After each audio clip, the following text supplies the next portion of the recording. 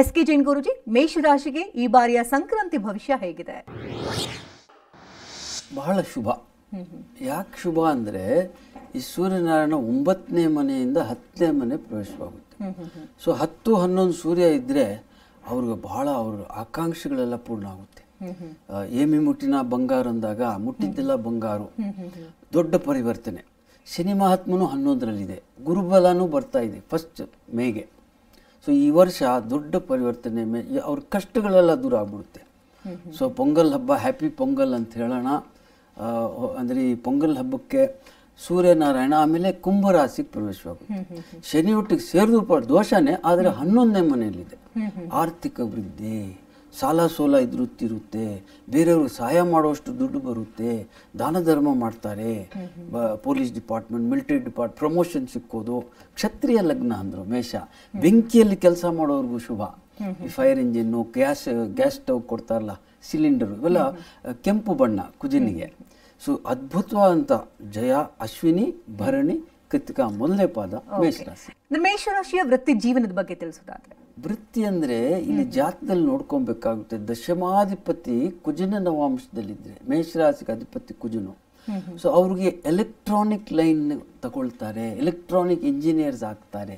ಶನಿಗೆ mechanical. ಹಾಗೆ electronic ಲೈನಲ್ಲಿ ಹೋಗೋರು, ಬೆಂಕಿಯಲ್ಲಿ ಕೆಲಸ ಮಾಡೋರು, ಯಾವಾಗಲೂ ಬೆಂಕಿ, ಅಡುಗೆ ಅಂದರೆ ಬೆಂಕಿ.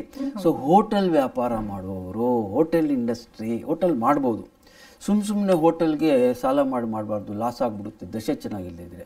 ಕುಜ ಬಲವಾಗಿದ್ದರೆ ಹೋಟೆಲ್ ವ್ಯಾಪಾರ, ಬೆಂಕಿಯಲ್ಲಿ ಅಡುಗೆ ಮಾಡುವವರು, ಕೇಟ್ರಿಂಗ್ ಬಿಸ್ನೆಸ್ಸು, ಮತ್ತು ಭೂಮಿ, ರಿಯಲ್ ಎಸ್ಟೇಟ್. ಕುಜನಿಗೆ ಭೂಮಿ ಕಾರಕ ಅಂದರು. Real estate business, electronic engineers, ಬೆಂಕಿಯಲ್ಲಿ ಕೆಲಸ ಮಾಡುವವರು. ಅಂದರೆ ಸಕ್ಸಸ್ ಆಗುತ್ತೆ ಅಂದ್ರೆ ಅಥವಾ ಲಾಸ್? ಇಲ್ಲ, ಸಕ್ಸಸ್ಸೇ. ಮೇಷರಾಶಿಗಂತೂ ಬಹಳ ದೊಡ್ಡ ಪರಿವರ್ತನೆ. ದಶೆ ಚೆನ್ನಾಗಿದ್ರೆ ಅವ್ರು ತುಂಬ ಮೇಲೆ ಹೋಗ್ಬಿಡ್ತಾರೆ, ದಶೆ ಚೆನ್ನಾಗಿದ್ರೆ ನಷ್ಟ ಆಗ್ಬಿಡುತ್ತೆ. ಆರೋಗ್ಯ ಹೇಗಿರುತ್ತೆ? ಆರೋಗ್ಯ ಅಂದ್ರೆ ಮೇಷರಾಶಿಯಲ್ಲಿ ಪಾಪಗ್ರಹ ಆಗಿದ್ರೆ ಮೈಗ್ರೇನ್ ಬರುತ್ತೆ, ತಲೆನೋವು ಬರುತ್ತೆ. ಇದು ಮೆಡಿಕಲ್ ಅಸ್ಟ್ರಾಲಜಿಯಲ್ಲಿ ಹೇಳಿದ್ದಾರೆ. ಶುಭ ಗ್ರಹಗಳಿದ್ರೆ ಅವ್ರ ತಲೆನೋವೇ ಬರಲ್ಲ.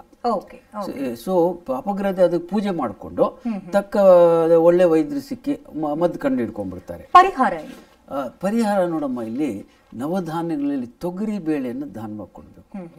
ತೊಗರಿ ಬೇಳೆ ಮಂಗಳವಾರನೇ ಕೊಡೋದು ತುಂಬಾ ಶುಭ. ಮಂಗಳವಾರ ಕೊಡೋದು. ಮತ್ತೆ ಅಗ್ನಿದೇವನಿಗೆ ನಮಸ್ಕಾರ ಮಾಡ್ಕೊಳ್ಳೋದು, ಅಗ್ನಿದೇವತೆ ಪೂಜೆ. ಮತ್ತೆ ಇಲ್ಲಿ ಕುಜನಿಗೆ ಶಾಂತಿ. ಪರಿಹಾರ ಮಂತ್ರ ಇಲ್ಲಿ ನರಸಿಂಹಸ್ವಾಮಿಯ ಪೂಜೆ ಮಾಡಬೇಕು.